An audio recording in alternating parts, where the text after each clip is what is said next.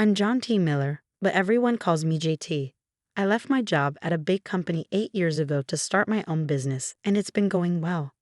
Dawn, my wife, has been working at a big company for 24 years. She's now in the education part of the company, learning about new technology every year. Even though she's 46, she looks young and takes care of herself. She's tall, at 5'8", and weighs 118 pounds, and you wouldn't think she's a mom of two. Dawn wakes up early and goes for a 6-mile run with her friends from our neighborhood. Our daughter, Emily, graduated from FSU and now teaches first grade in Naples. She also likes running just like her mom and enjoys the beer I make at home. She even joined a club for beer enthusiasts. I run with her sometimes. Our son, Kent, is finishing his last year at UF. He wants to work with me in my business, but I told him he needs at least 5 years of experience elsewhere first. Dawn doesn't like beer and dislikes the smell when I'm brewing it. That's why I make beer when she's away on work trips. Right now, she's in Dallas, so I'm brewing an English brown ale at home. Everything seemed perfect, but soon enough, I was in for a shock. A friend from my beer club, Bobby, needed a ride from the airport. No problem, right? While waiting at baggage claim, I saw some of Dawn's coworkers. It was strange because Dawn wasn't with them. I called her office phone, which I hadn't done in a while. Her voicemail said she should be in Dallas, but here were her coworkers without her, which confused me. I met Bobby, told him about it, and he suggested I talk to Steve, another club member who's a detective. I tried calling Dawn, acting calm, but she gave me some excuse about work that didn't make sense. So despite the late hour, I called Steve, a detective friend of mine from the beer club. I didn't mince words. I told him I suspected Dawn was deceiving me. After explaining what happened at the airport and Dawn's strange voicemail, Steve agreed to help. I felt like my happy life was crumbling. I spoke with Steve about everything, a pattern of Dawn's travels, her behavior when she's back home, and my gut feeling that something was wrong. Steve thought there might be something suspicious and suggested I contact a private investigator, Frank Jones, to investigate further. The next day, Frank called me and we discussed everything in detail. He asked me straight if I was sure I wanted to uncover a potentially messy situation. Did I really want to know the truth, no matter how hard it might be? He also asked how far back he should investigate and if I was ready for whatever might come out of it. It was tough to hear, but I was firm. I needed to know if I'd been deceived, regardless of the consequences. Frank said he'd have someone follow Dawn in Dallas and look into her training schedules, as well as talk to the people from the airport. He advised me to be a detective at home too. I wasn't sure what to look for, but I started with Dawn's dresser, then her closet, and finally the bathroom. I didn't find anything suspicious. Back in the closet, I searched through Dawn's clothes, shoeboxes, and everything. But I didn't find anything that hinted at a secret affair or anything strange. It felt like searching for something tiny in a huge pile without even knowing if it exists. I searched everywhere in my place, the master bedroom, guest room, den, garage, and even the attic, but I didn't find any clues. That's when Frank arrived with all his spy gadgets. We set up cameras and recorders in the house, turned Dawn's car into a tracker, and then relaxed with a cold drink while Frank updated me. It turns out, Dawn's teaching schedules vary a lot, sometimes for 3 days, other times for 5. The Dallas class was just for 3 days. Her colleagues Tom, Paul, and Bev all flew back on Wednesday without any issues. Dawn's role was supposed to be teaching, not handling other classroom tasks. Sitting there, seething with anger, I remembered my dad's advice about staying calm. But it was hard. Dawn had been lying to me, and I was determined to confront her. The search of the house didn't turn up anything significant, except that Dawn always hurried to wash her clothes as soon as she returned home, which seemed suspicious. We came up with a plan. Frank would get Dawn's luggage at the airport, and I would find a way to disable the washing machine so it wouldn't start right away. Frank left, assuring me his friend in Dallas was keeping an eye on Dawn and would update us soon. I couldn't bear the thought of sleeping in our bed, so I crashed in Kent's room, restless all night. The next morning, I stuck to my routine and went to the office to clear my head. Frank called around lunchtime, and we arranged to meet at my place. He'd arrived at 2, carrying a stack of files. The detective in Dallas had delivered a detailed report, complete with photos. The mystery was deepening, and I braced myself for whatever those files would reveal. Frank showed me a photo of 6 people enjoying dinner together. 3 men and 3 women, each paired up. He asked if I recognized anyone. I squinted at the picture, and the only person I knew was Dawn.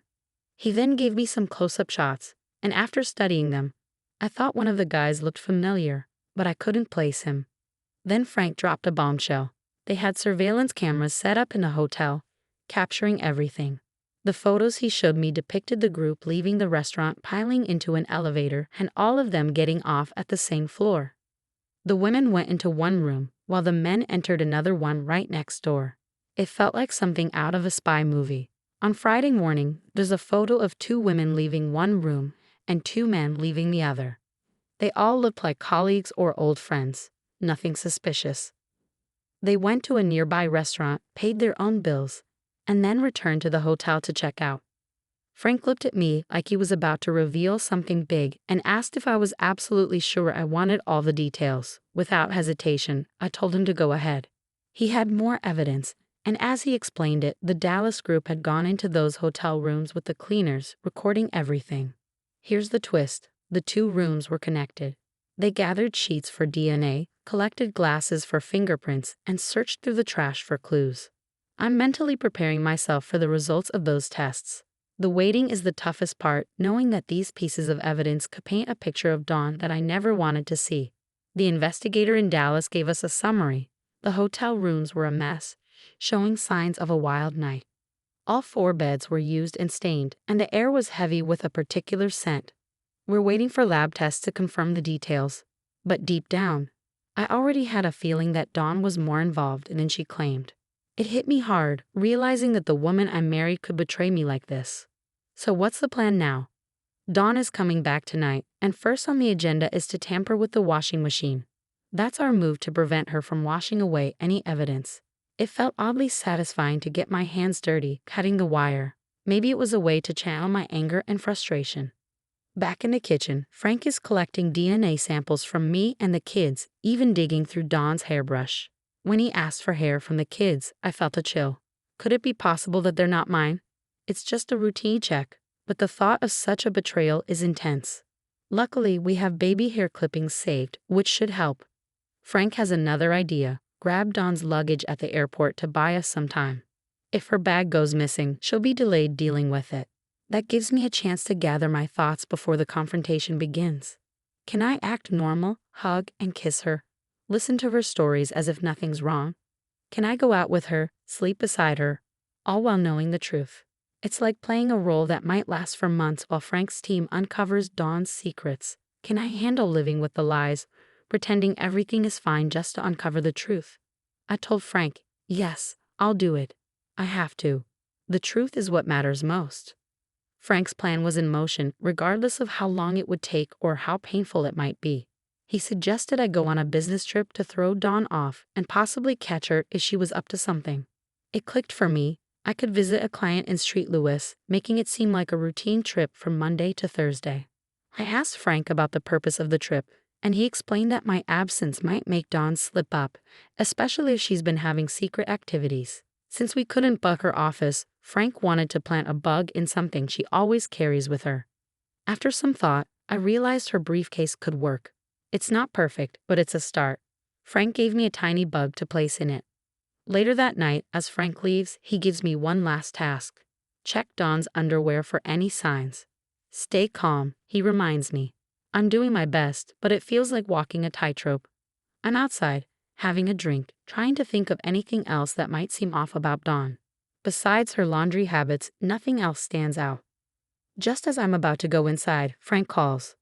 They've got Dawn's luggage, and it's on its way to the lab. Stay composed, he advises. That's what I'm holding onto as I get ready for the night ahead. When Dawn arrives, she's clearly tired and upset about the lost luggage, especially some new pants. But she still manages a warm hug and the usual "I missed you" routine. It's challenging to keep up the act of normalcy while my mind is racing with suspicions. I managed to plant the bug in Dawn's briefcase while she was in the bath and then tried to unwind with some TV. However, I couldn't shake off the feeling that she might be hiding something. She appeared genuinely happy to be home, which made my act even more difficult. I need to improve my deception skills, otherwise she'll see right through me. Ignoring those thoughts, I prepared for bed. where we followed our usual routine of cuddling. Saturday morning came and Dawn slept soundly, probably because she didn't have to worry about laundry due to the missing luggage. I couldn't help but feel like I was snooping as I checked her underwear for any signs of cheating. Fortunately or unfortunately, they looked like any other day's laundry, and I didn't find anything suspicious.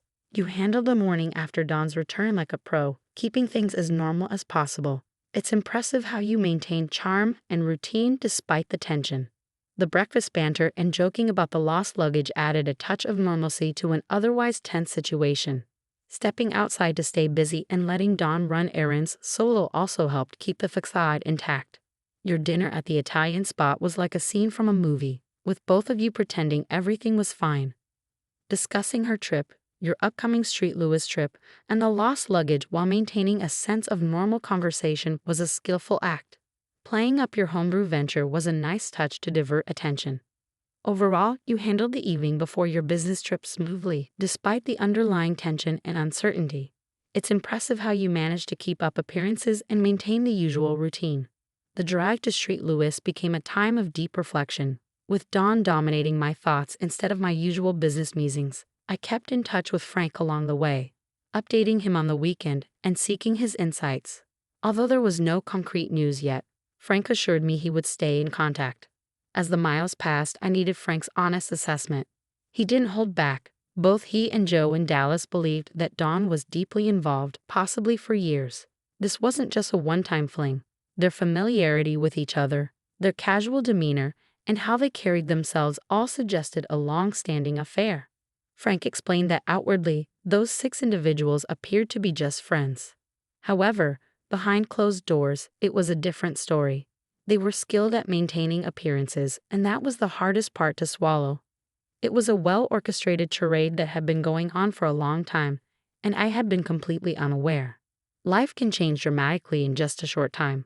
One day, you're sharing homebrew and making dinner plans, and the next, you're speaking to divorce lawyers about the end of a once seemingly strong marriage. After Frank's advice, I contacted my lawyer, Mike, for the best divorce attorney's contact information. I updated Mike on the situation, and he arranged for Dave Ford to get in touch with me. It's surreal how quickly things can shift.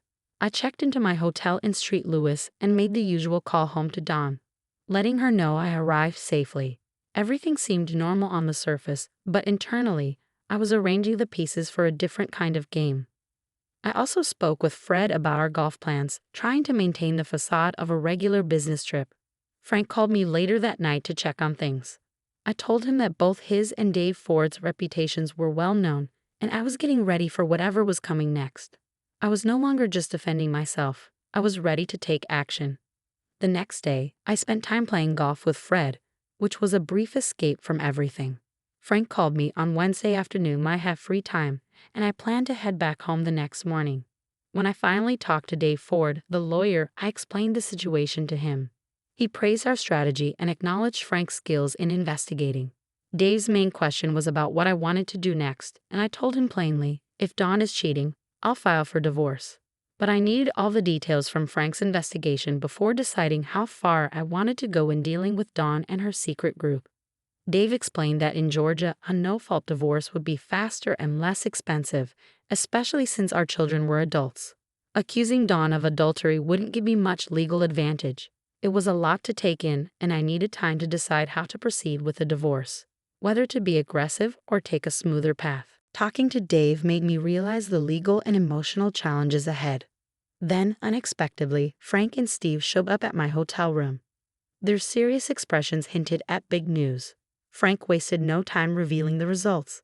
The lab tests proved Dawn's involvement in the hotel affair.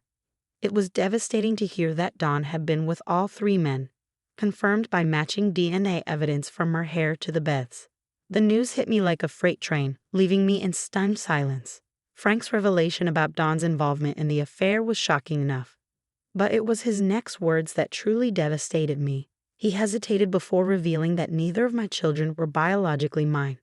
The scream that escaped me was a mix of shock and the sudden collapse of trust, love, and years of memories. I was in a daze, barely registering Frank and Steve's presence as I paced and tried to process the enormity of the betrayal.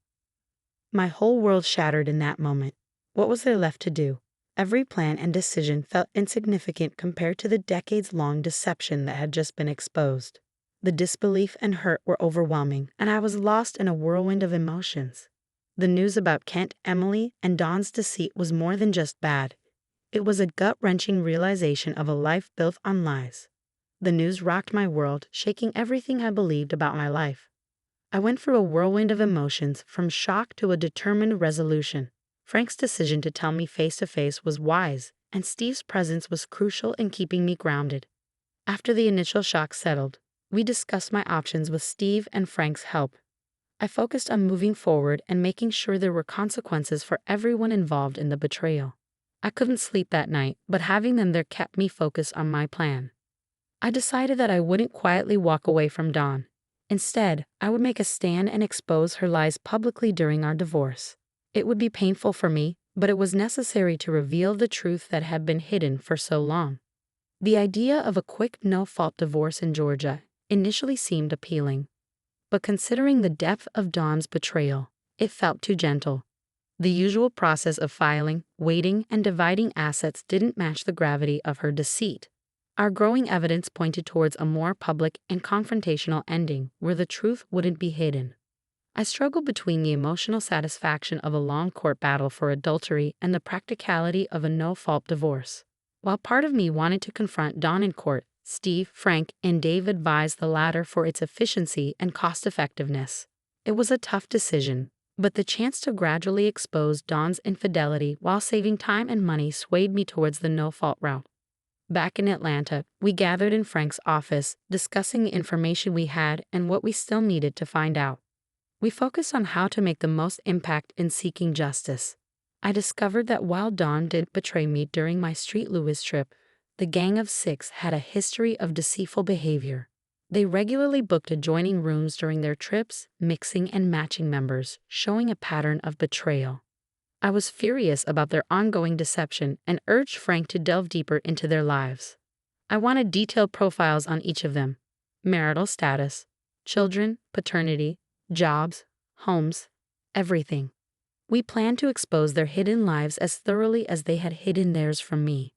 It wasn't just about legal revenge anymore. It was about revealing a charade that had lasted for nearly 25 years. I had a wild idea to expose Dawn's infidelity right on our 25th wedding anniversary.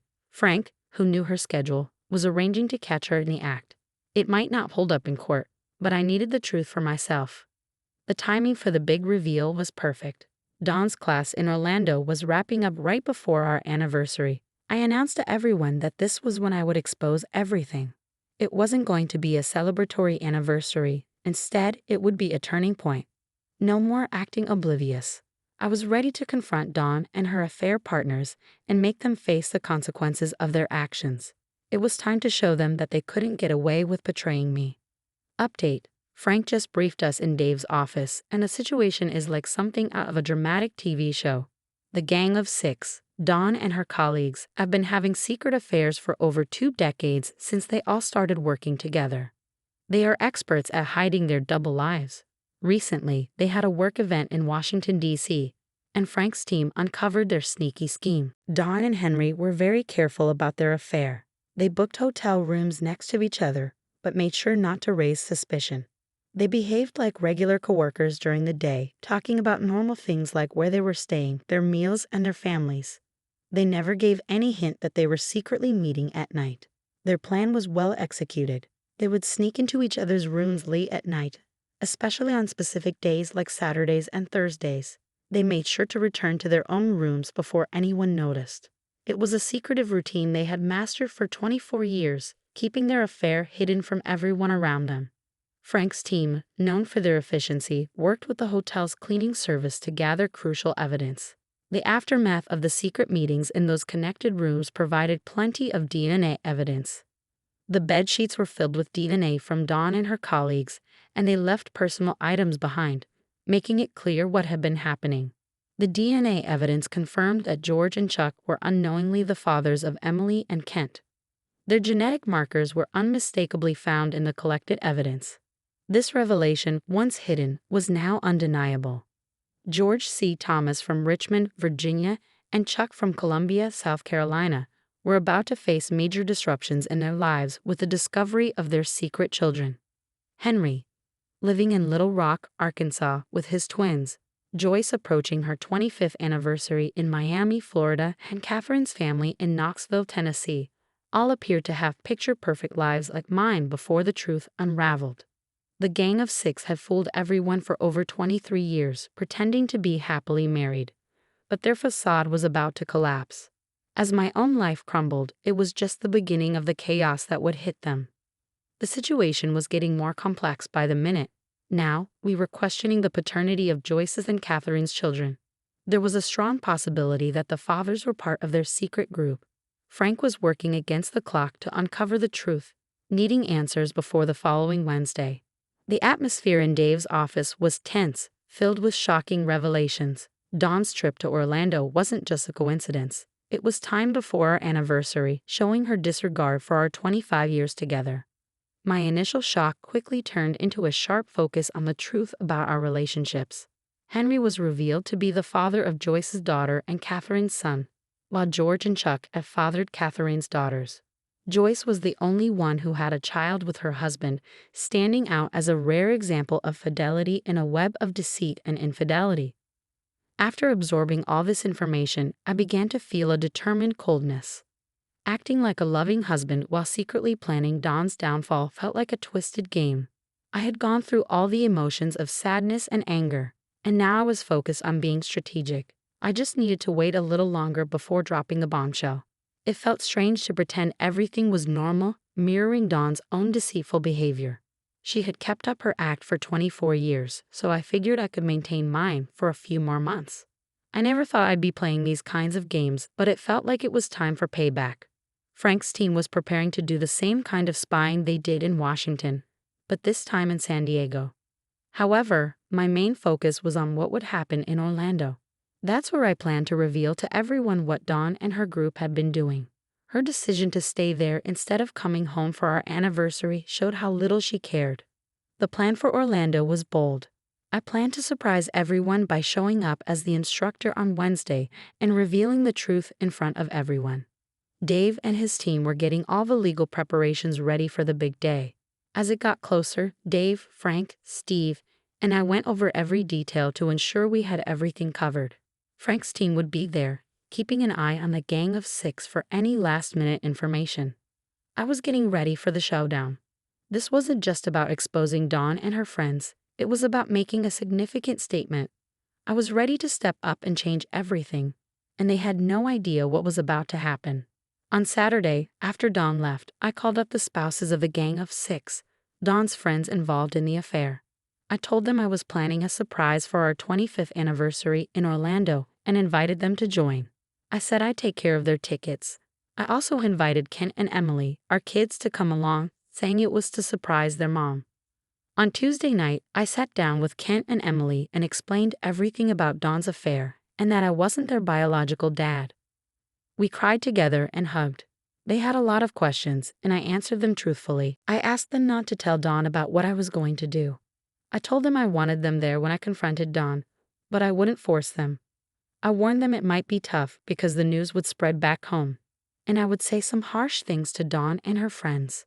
But I reassured them that our relationship wouldn't change. I loved them no matter what, and they were always my children in my heart. Kent, with tears streaming down his face, asked me if I could ever forgive Dawn.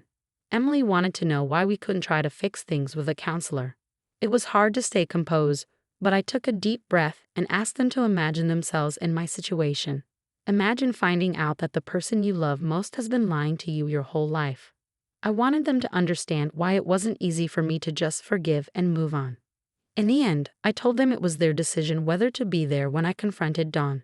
I made sure they knew that I loved them unconditionally, now and forever. I asked Ken and Emily to imagine their lives as a perfect movie, where everything is great, good job, wonderful kids, and all the joys of family life like soccer practice and vacations. Every day, they're grateful for this life, thinking it couldn't be any better. I asked Ken and Emily to imagine a different kind of movie, one where their spouse is in a hotel room with other people, not just hanging out but playing a game where getting a certain card makes them really happy for the wrong reasons. I asked them to consider if their spouse truly loves them, and I asked Emily to think about how she'd feel if her husband was one of the men in that room. They were upset, tears welling in their eyes as they imagined these scenarios. I let them sit with those thoughts for a moment before continuing. Then I explained that this wasn't just a one-time thing in the movie. It had been happening for 24 years, 4 times a year. I even have videos to prove it on my laptop. I told them that right then, not far away, they were filming another one of those scenes. I asked them to think about how they feel if they found out they weren't the real parents of their kids, or if Emily's husband had children with someone else.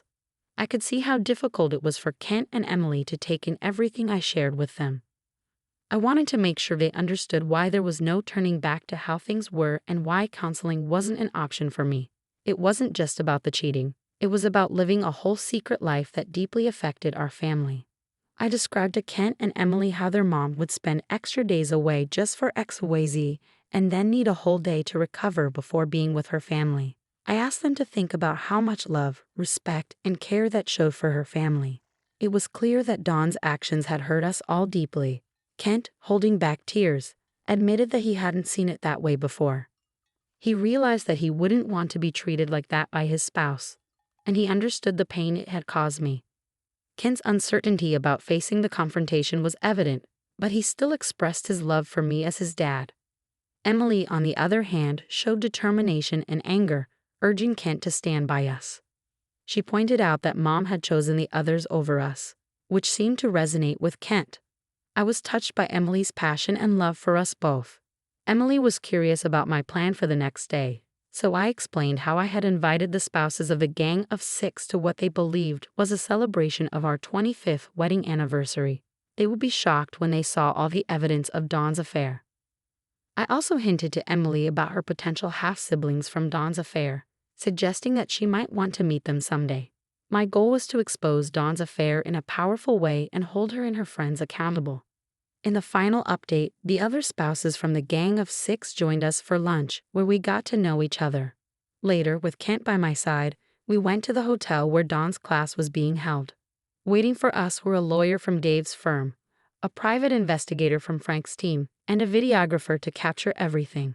At 2:30 p.m., a florist arrived with 25 red roses, setting the stage for what was about to unfold. I made sure everything was set, including ordering the roses.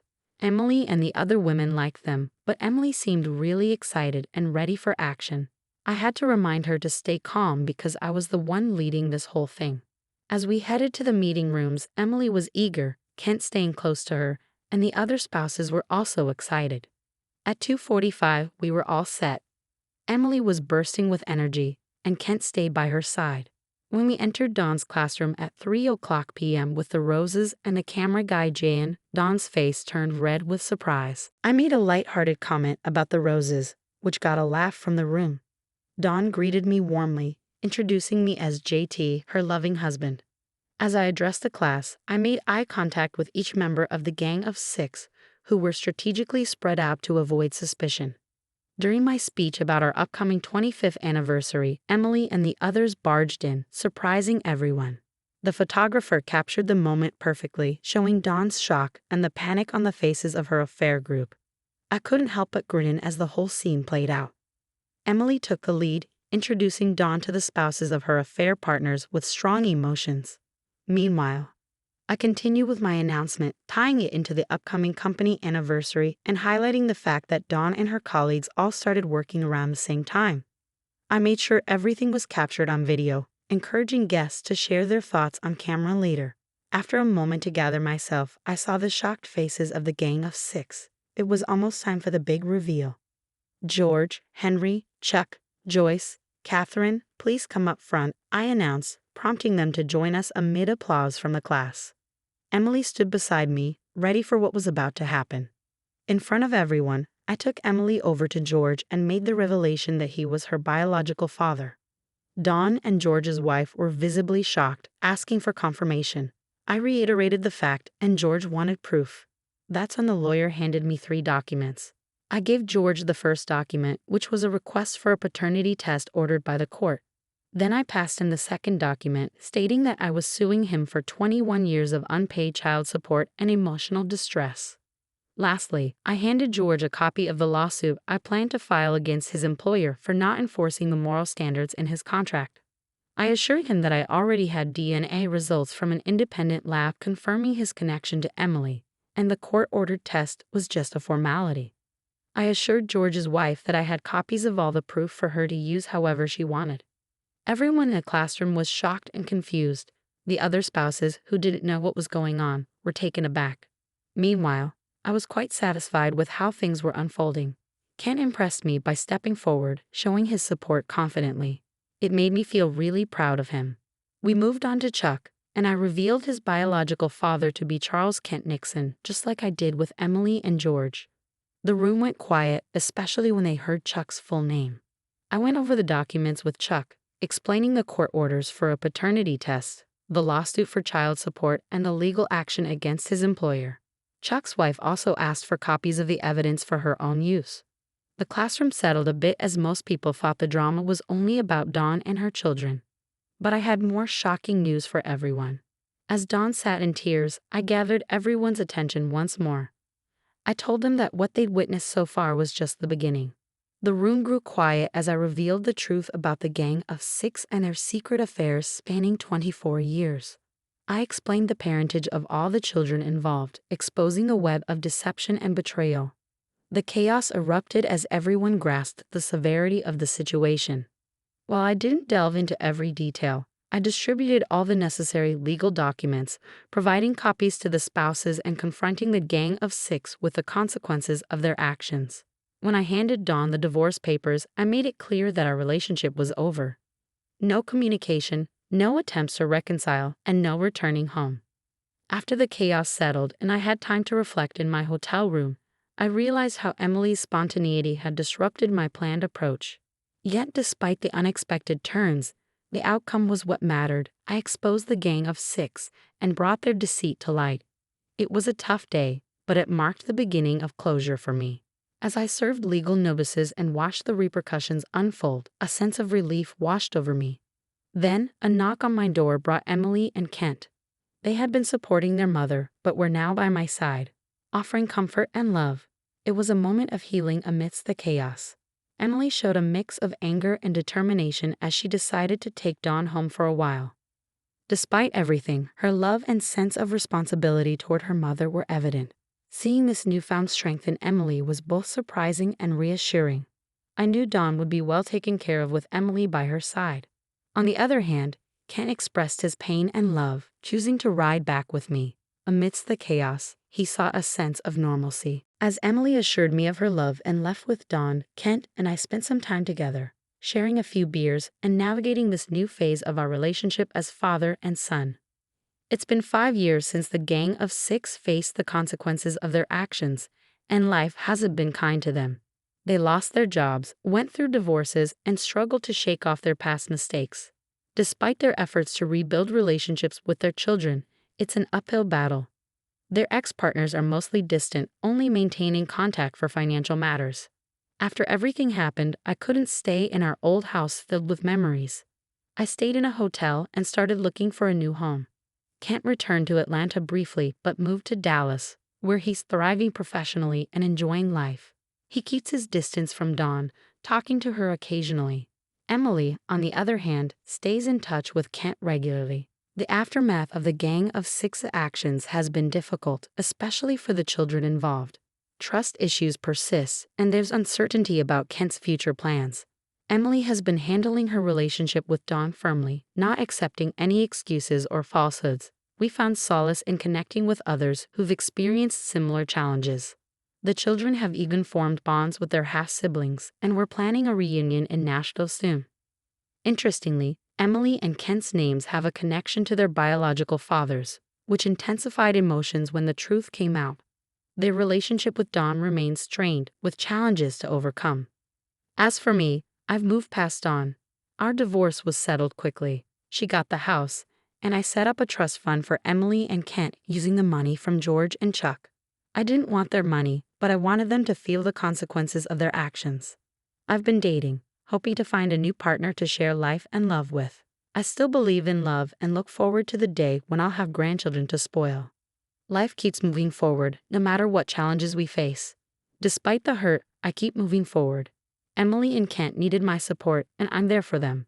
I'm excited about what the future holds and always remember that cheating only causes trouble. Karma really does come around, doesn't it?